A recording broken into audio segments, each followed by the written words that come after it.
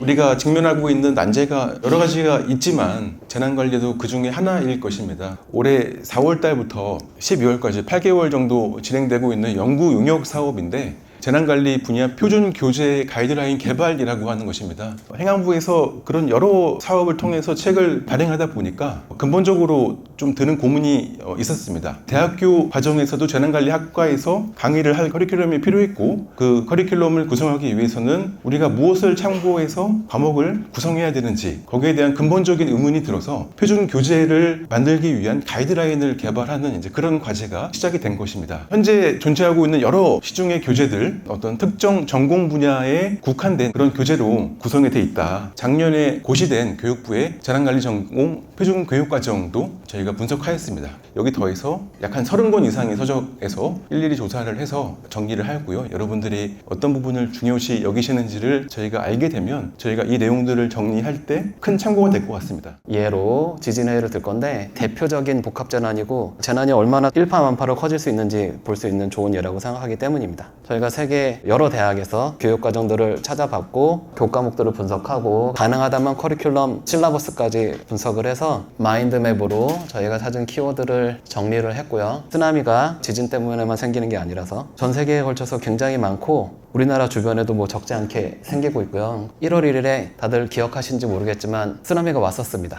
동해안에. 우리 재난 기준이 파고가 50cm가 넘어야만 위험한 걸로 판단을 하거든요. 예보일 때는 6시 반에 온다 그랬는데 실제 왔을 땐 6시 1분에 왔더라고요. 근데 이거 되게 큰일입니다. 재난의 소지가 될 수 있는 쓰나미가 오고 있다는데 예보를 30분이나 틀렸다는 건 굉장히 큰일이거든요. 근데 이게 사실은 기술적으로 어려운 것도 아니에요. 식은 딱 하나인데요. 파의 속도는 파장이 수심보다 훨씬 클 때, 즉 수심이 작을 때 그 파의 속도는 수심의 제곱근에 비례합니다. 사실은 이게 파도로만 이해하면 잘 이해가 안 가거든요. 시간에 따라 변하는 흐름이라고 생각하면 됩니다. 쓰나미는 흐름이라는 걸 알아야 되고 그 흐름 때문에 여러 가지 일들이 생깁니다. 이 랜드슬라이드 때문에 생기는 쓰나미는 세계 곳곳에서 많이 생기고 한번 생겼다 하면 파도가 200m, 300m짜리 그러니까 높이가요. 뭉크가 요 그림 그린 이유가 1883년에 인도네시아 크라카토 화산이 폭발해서 그 충격을 그린 거라고 하더라고요. 크라카토 화산이 유명했던 이유가 분출이 굉장히 오랫동안 지속됐어요. 분출되는 어마어마한 뜨거운 공기가 땅을 따라서도 굉장히 빨리 움직인다고 하더라고요. 근데 그 지나가면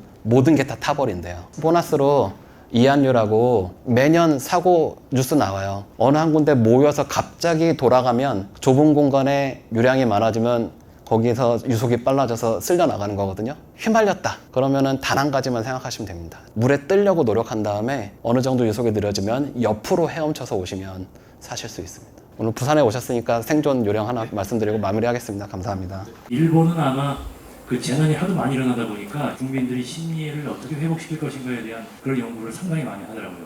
이 재난 심리에 대한 부분도 국민들을 위해서 뭐 예방과 어떤 그 사후 복지 차원에서 연구가 되게 됐다는 생각을 많이 했었고요. 재난관리는 공학과 또 자연과학과 사회과학 모든 분야가 다 이제 학제적인 학문이라고 할 수 있는데 과연 이러한 학문을 어떻게 누가 리더 역할을 할 것인가 전국적인 통일적인 어떤 그런 체제를 만드는 것도 중요하다고 생각합니다. 이상입니다. 우리나라에서 대부분의 이제 재난관리 쪽은 풍수에 위주로 되다 보니까 토목이나 공학 쪽으로 베이스가 잡혀 있는 거고 공중보건과 관련되어 있는 부분들은 병원에서 다 하면 되라고 생각하고 있거든요.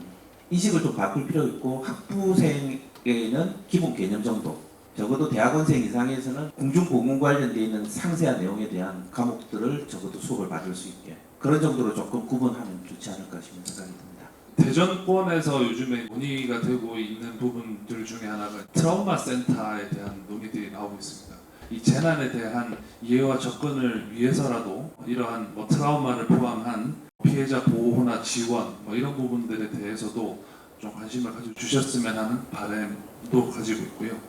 이 제도뿐만 아니라 과학 쪽이 재난관리 표준교재에 일반인들도 이해하기 쉽게 오늘처럼 설명이 된다면 굉장히 큰 도움이 되겠다.